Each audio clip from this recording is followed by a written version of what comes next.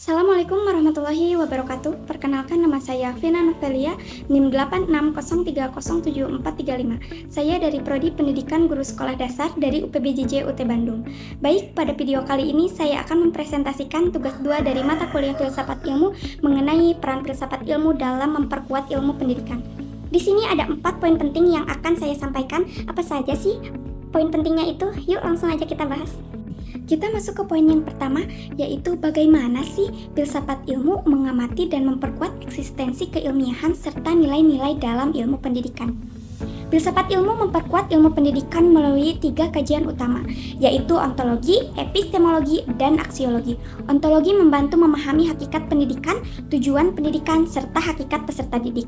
Sedangkan epistemologi, yaitu memperkuat keilmiahan pendidikan melalui metode ilmiah, penelitian, dan evaluasi yang sistematis, sehingga pendidikan memiliki dasar yang logis, rasional, dan dapat dipertanggungjawabkan. Sementara itu, untuk aksiologi, menekankan nilai moral, etika, dan kemanusiaan dalam pendidikan. Dengan demikian, pendidikan tidak hanya bertujuan meningkatkan kecerdasan intelektual, tetapi juga membentuk karakter, sikap sosial, dan nilai kemanusiaan peserta didik.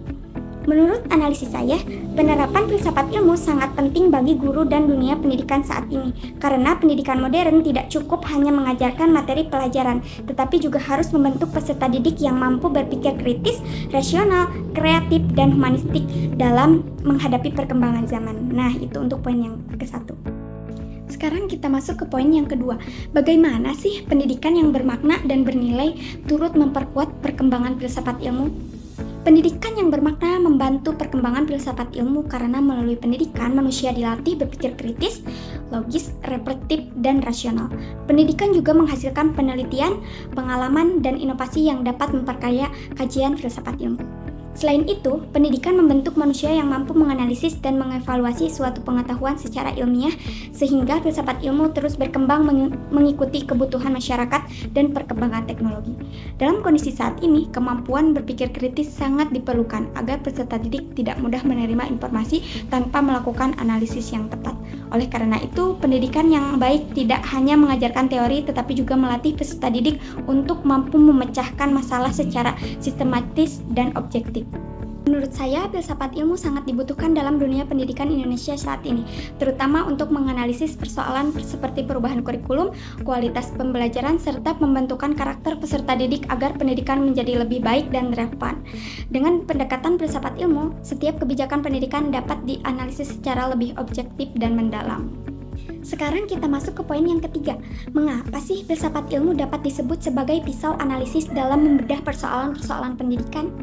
Filsafat ilmu disebut sebagai pisau analisis karena mampu mengkaji persoalan pendidikan secara mendalam melalui ontologi, epistemologi, dan aksiologi. Ontologi digunakan untuk memahami hakikat masalah pendidikan, epistemologi digunakan untuk mencari metode atau solusi yang tepat, sedangkan aksiologi digunakan untuk menilai manfaat dan nilai moral dalam suatu kebijakan atau praktik pendidikan.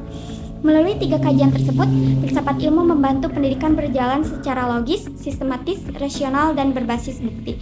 Dengan adanya filsafat ilmu, kebijakan dan praktik pendidikan dapat dianalisis secara lebih objektif dan mendalam. Menurut saya, filsafat ilmu sangat dibutuhkan dalam dunia pendidikan Indonesia saat ini, terutama untuk menganalisis persoalan seperti perubahan kurikulum, kualitas pembelajaran, serta pembentukan karakter peserta didik agar pendidikan menjadi lebih baik dan relevan.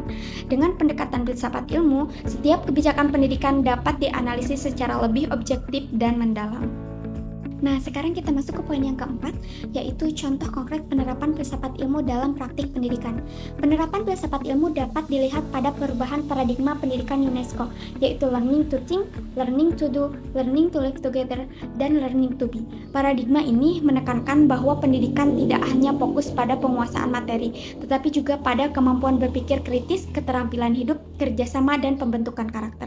Dalam kurikulum, filsafat ilmu terlihat pada pengembangan pembelajaran yang tidak hanya menekankan aspek kognitif, tetapi juga afektif dan psikomotor. Dalam proses pembelajaran, penerapan filsafat ilmu tampak pada pendekatan konstruktivisme, di mana peserta didik aktif membangun pengetahuannya sendiri, sedangkan guru berperan sebagai fasilitator.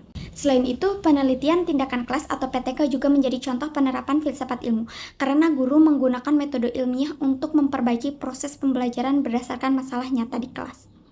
Menurut analisis saya, penerapan filsafat ilmu dalam praktik pendidikan sangat penting agar proses pembelajaran tidak bersifat monoton dan hanya berpusat pada guru saja. Guru perlu menerapkan pembelajaran yang afektif, humanistik, dan konseptual agar peserta didik lebih mudah memahami sekaligus mampu mengembangkan kemampuan berpikir kritis dan kreatif. Jadi dapat disimpulkan bahwa filsafat ilmu dan pendidikan memiliki hubungan yang sangat erat dan saling mendukung. Filsafat ilmu memberikan landasan berpikir yang ilmiah, rasional, sistematis, dan bernilai bagi pendidikan. Sedangkan pendidikan menjadi sarana untuk mengembangkan dan menerapkan filsafat ilmu dalam kehidupan nyata.